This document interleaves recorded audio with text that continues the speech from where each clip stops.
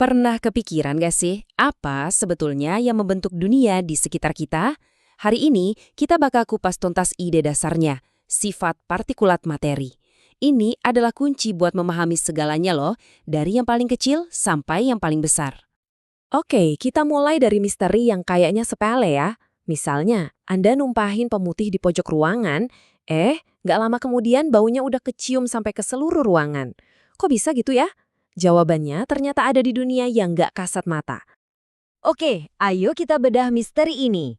Buat tahu jawabannya, kita harus mulai dari bagian paling dasar ya, blok bangunan dari segala sesuatu. Coba bayangin deh, meja di depan Anda, air yang Anda minum, bahkan udara yang Anda hirup, semuanya itu terbuat dari triliunan, bahkan lebih, partikel yang super duper kecil. Mereka inilah blok-blok bangunan fundamental alam semesta kita. Nah, partikel-partikel ini nggak selalu tersusun dengan cara yang sama. Justru cara mereka tersusun inilah yang menentukan wujud suatu benda. Apakah itu padat, cair, atau gas? Coba dilihat bedanya. Kalau di zat padat, partikelnya itu rapi banget, terkunci dan cuma bisa getar-getar di tempat. Di zat cair, mereka lebih bebas, masih deketan tapi udah bisa gerak saling melewati satu sama lain. Nah, kalau di gas, wah ini benar-benar liar. Partikelnya jauhan dan melesat kemana-mana. Susunan partikel ini nih yang langsung menentukan sifat-sifat yang bisa kita amati. Itu sebabnya benda padat bentuknya tetap, benda cair ngikutin bentuk wadahnya, dan gas, ya gas bakal menyebar ngisi ruangan manapun dan gampang banget dimampatkan.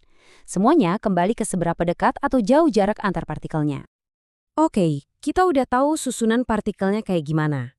Tapi, kenapa mereka bisa berperilaku seperti itu? Jawabannya ada di satu teori besar yang menjelaskan semuanya. Nah, ini dia kuncinya, teori kinetik partikel. Ini ide yang mengubah cara kita memandang segalanya. Intinya simpel banget, partikel itu nggak pernah diam. Mereka selalu bergerak, dan seberapa cepat gerakannya ditentukan oleh satu hal, energi. Anggap aja begini, panas itu energi.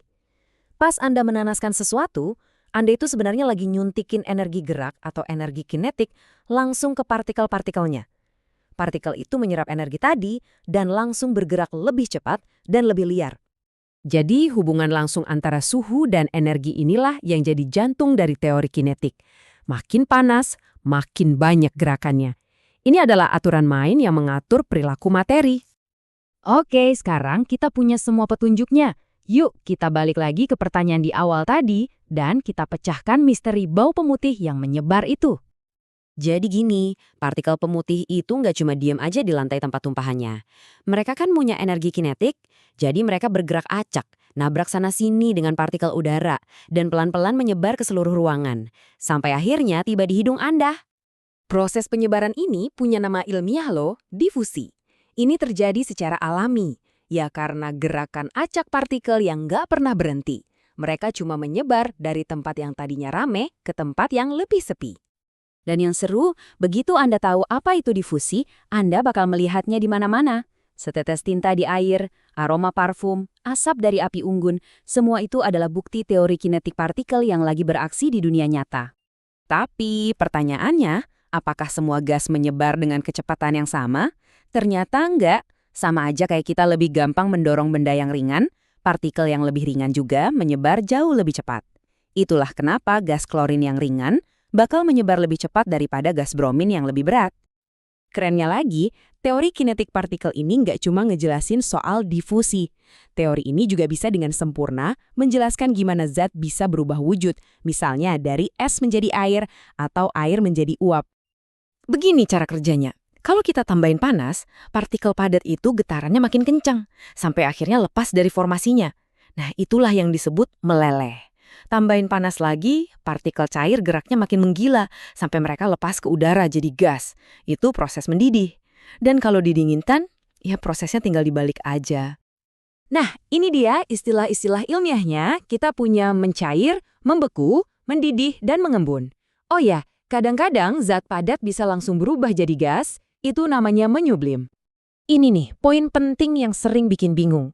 Mendidih itu terjadi di suhu tertentu di titik didihnya dan terjadi di seluruh bagian cairan. Kalau menguap, contohnya kayak genangan air yang kering, itu bisa terjadi di suhu berapa aja dan cuma di permukaannya. Jadi intinya apa? Dari bau pemutih yang menyebar sampai es yang mencair, semuanya bisa dijelaskan oleh satu ide yang elegan. Dunia kita ini terbuat dari partikel-partikel super kecil yang nggak pernah berhenti bergerak. Dan sebagai penutup, saya tinggalkan Anda dengan pertanyaan ini untuk direnungkan. Kalau kita tahu bahwa partikel di dalam benda padat sekalipun, sedingin apapun itu, ternyata selalu bergetar, apakah kondisi diam yang mutlak itu benar-benar ada di alam semesta ini? Terima kasih sudah menyimak.